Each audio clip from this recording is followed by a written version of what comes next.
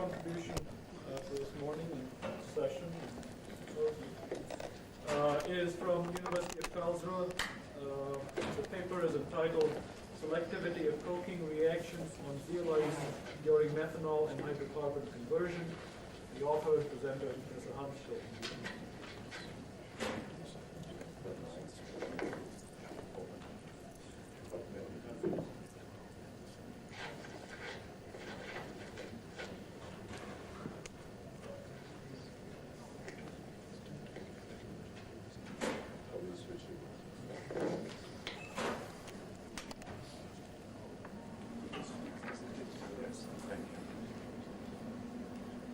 Mr. Chairman, ladies and gentlemen, when you look into Römm's chemie lexicon, they can read that coke, that's a black, a gray-black solid. Oh, it's on the floor.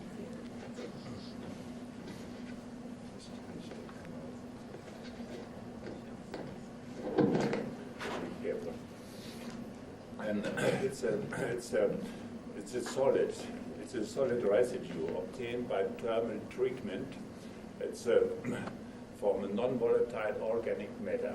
And so when we think in terms of coking a catalyst, then it should be a black catalyst somehow, and it should be actually be deactivated via coking. That means over a period of time under a sufficiently high level of reaction temperature. So it seems one should more precisely try to specify the modes of deactivation via some kinds what is being finally retarded on the catalyst. What we actually see, something is being retarded. And you have the volatile products, and this is the retarded ones. They stem from the volatile reactants, intermediates, products, or what it is. And this retardate, this may be just an adsorbate of volatile compounds of the reaction mixture.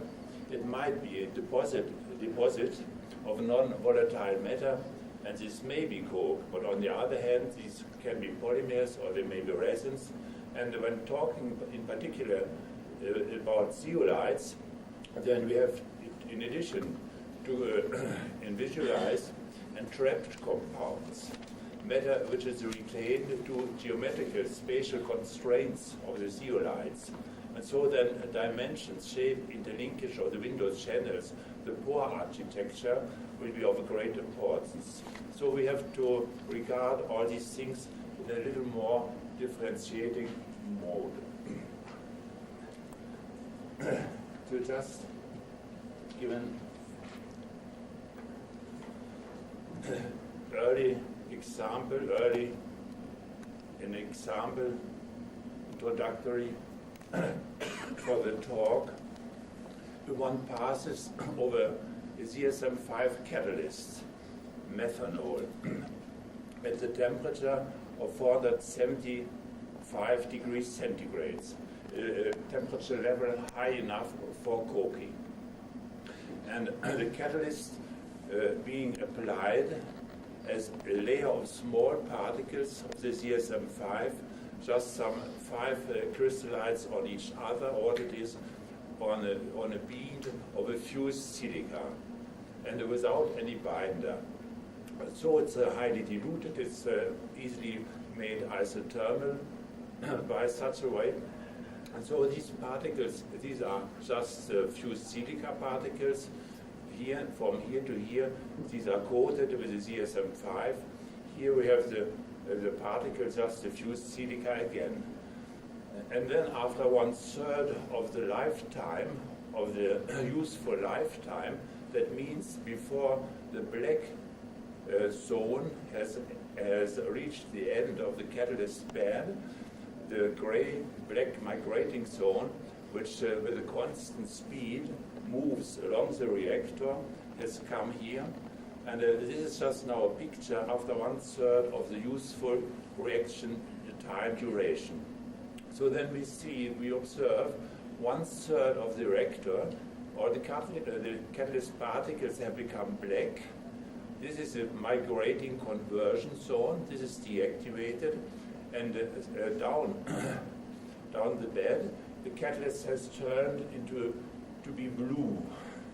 It's actually blue, and if we think what it could be, where these changes of color result from, then it appears that here downflow, all the methanol has been converted, and the reacted components will only be olefins or so, and the olefins have coked the catalyst. But however, they cannot coke it inside, they can coke it only outside, and there are very few acidic sites, and there are coke seeds now externally, and this just changes the color into blue.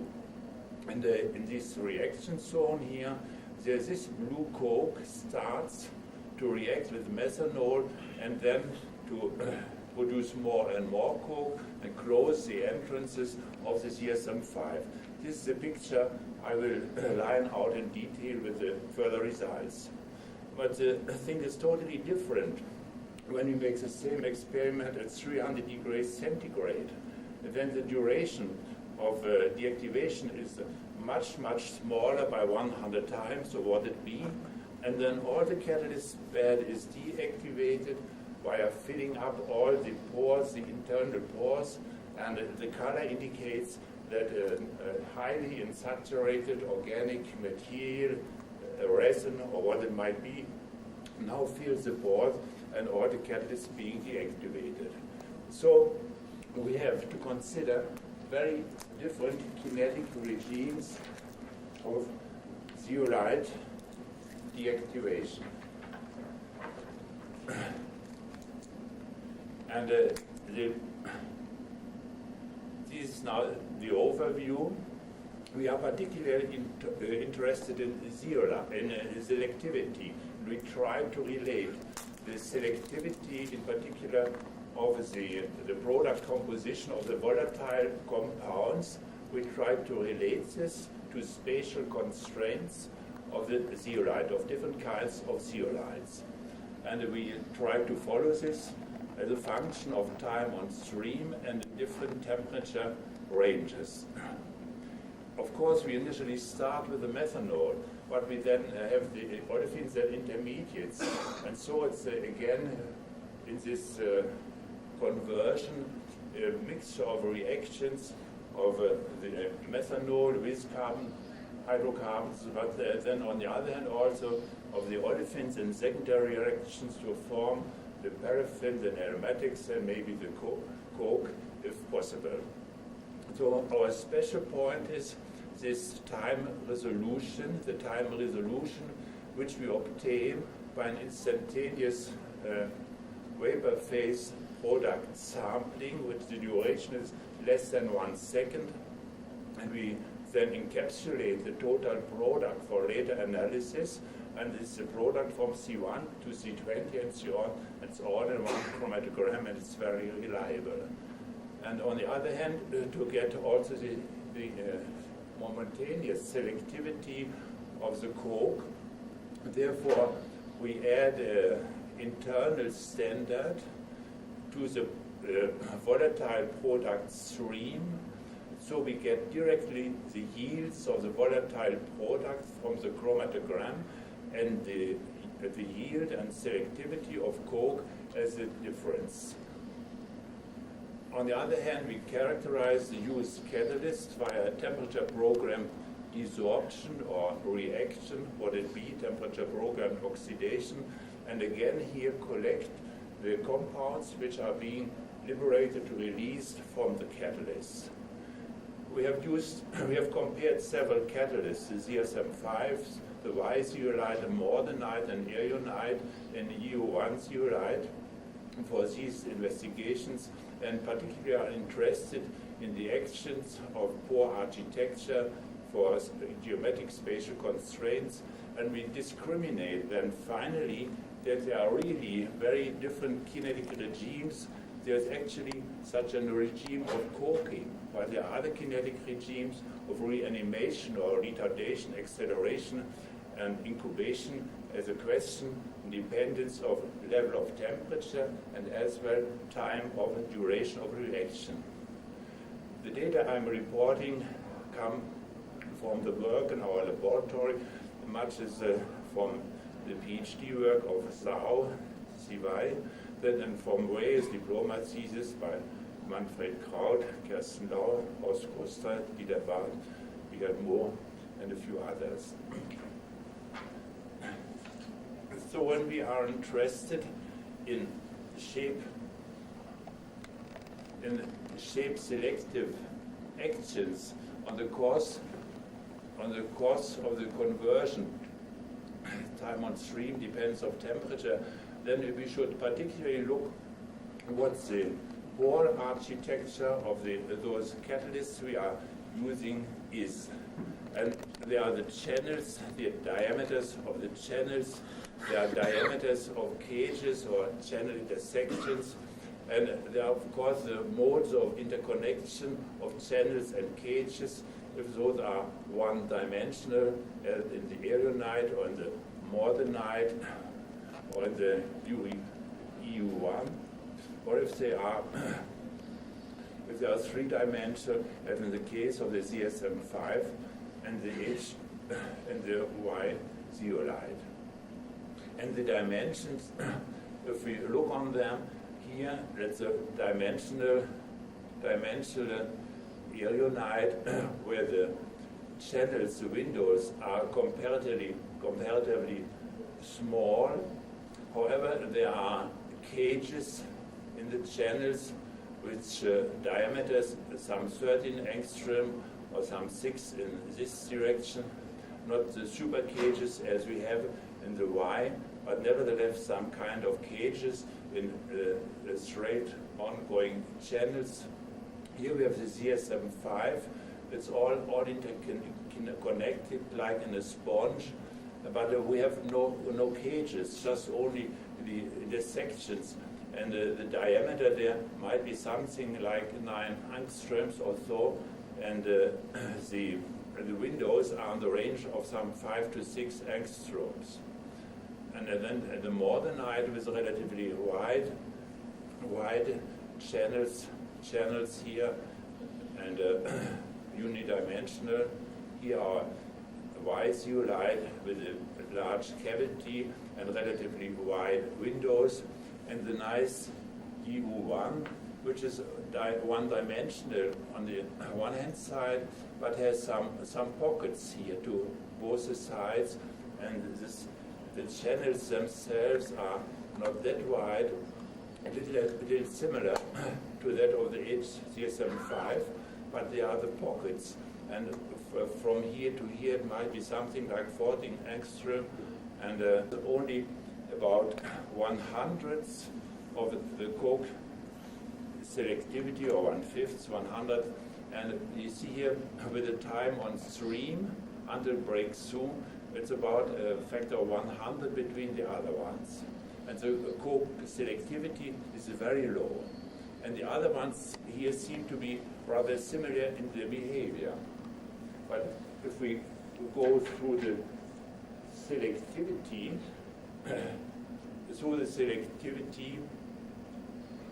of coke formation and volatile compound formation, and grouping these compounds reasonably, and then first look what we observe with the Y zeolite, we come to this picture that we have some 50% coke selectivity all over the normalized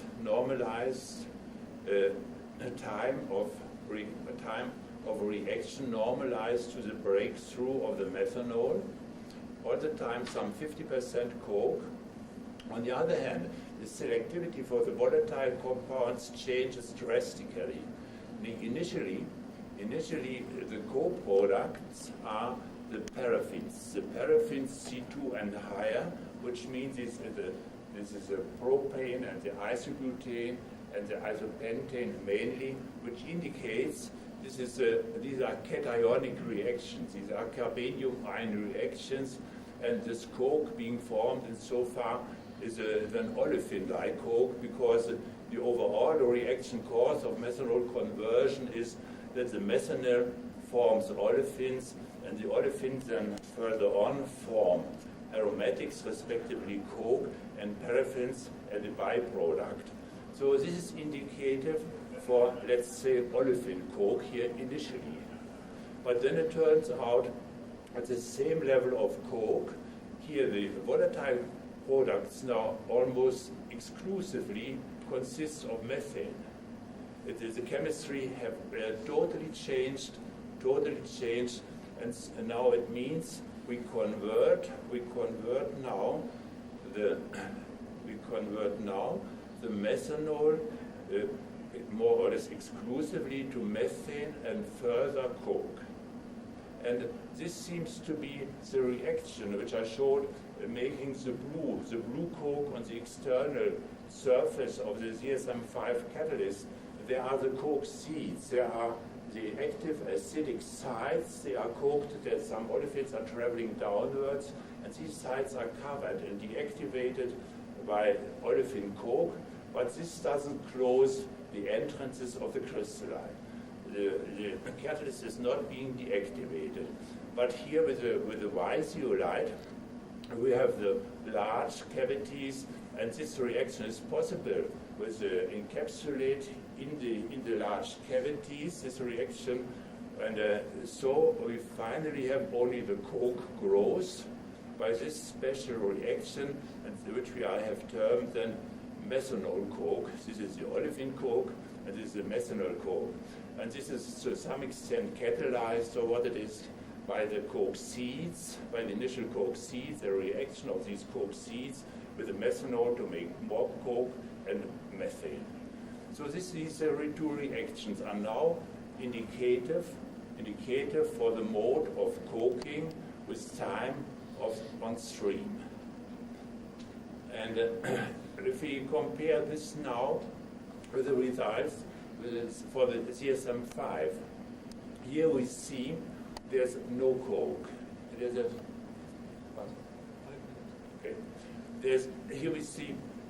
Here we have only a very small amount of coke. It is coke selectivity of less than 1% or so. We have a methane formation, and but instead of the coke, we get the aromatics. We obtain the aromatics, and the cavities, these crossings, they are not capable to host any coke inside. So, having seen this, then we already understand that there must be a nice correlation between the methane selectivity and the average coke selectivity, and this is indicated for this reaction of coking.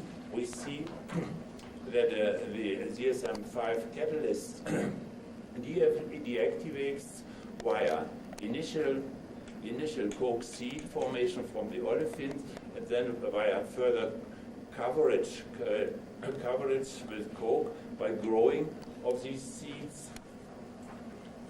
When we compare our further catalysts, we see with the mordenite, the picture changes. We have not the clear picture as with the Y zeolite, but nevertheless, we see that the C1 coke, the methanol coke, this increases. The olefin coke decreases with time on stream, but we see there's an influence of the Bohr architecture. We see that similarly for the aerionite, there we have a constant coke formation level. We have only little methanol coke formation. The cavities are not wide enough to allow for this reaction. And it's very specific again with the EUY catalyst, this coking pattern, where we have only very little methanol coke all over the time. This material is not coke-like, which is collected in the catalyst, And we mainly have then the paraffins and the aromatics as a byproduct, but on the other hand, still a level of coke formation from olefins. There are, just to add a little, the reanimation regime. There's a reanimation regime which says that if we change the reaction temperature with the ZSM5, it turns out that the coke yield declines with the reaction temperature. This is very peculiar. The catalyst is activated through an increase of temperature.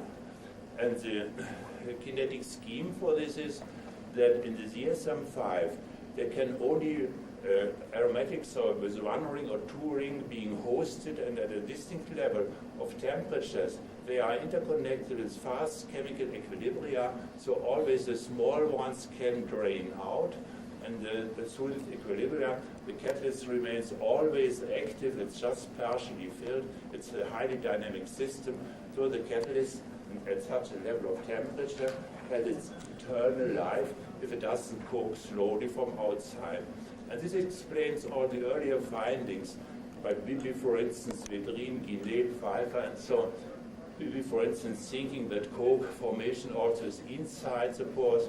But these, at the higher level of temperature, this is no coke. These are just small compounds, and they may drain out through these equilibria.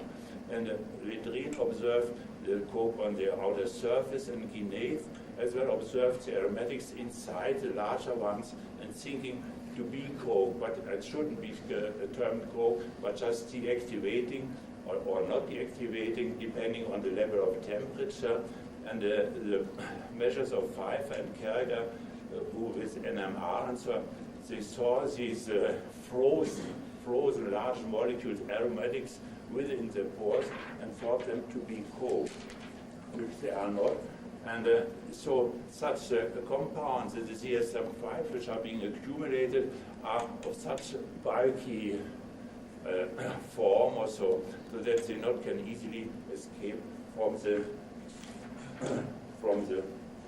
catalyst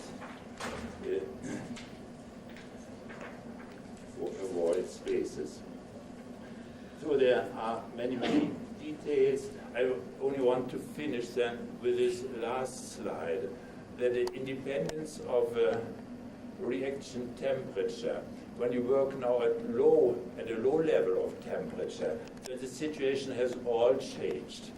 When, for instance, here at the reaction temperature 250, 270, 290 degrees centigrade, these are the yields of volatile compounds, these are the yields of the corresponding deposits, and these deposits yields are almost quite as high as those of the volatiles, and so we have a very fast deactivation.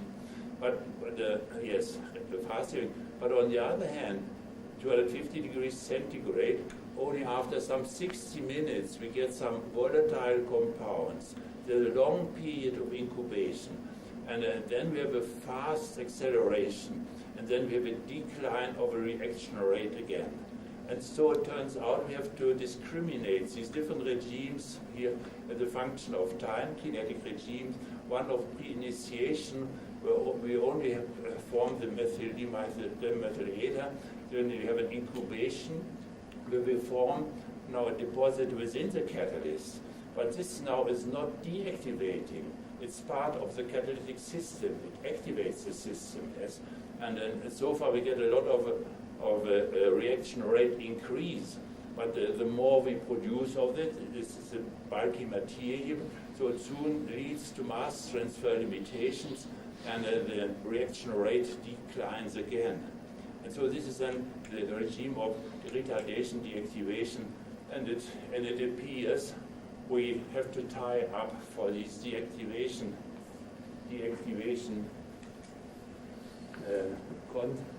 measurements or deactivation section of science, more complicated, more refined structures to understand it better on a higher level of interconnections and kinetic schemes, or it may be.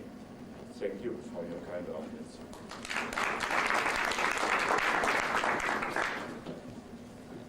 Time for questions? Thank you for an interesting talk. I was particularly interested in the distinction that you made between the methanol coke and the olefin coke. The reaction scheme that you describe is a very exothermic one. It's a successive dehydration of methanol through dimethyl ether to the olefins and the paraffins. The question I had was an experimental one. In each of the cases where you've seen the activation, you would have expected to have seen a large exotherm in the reaction.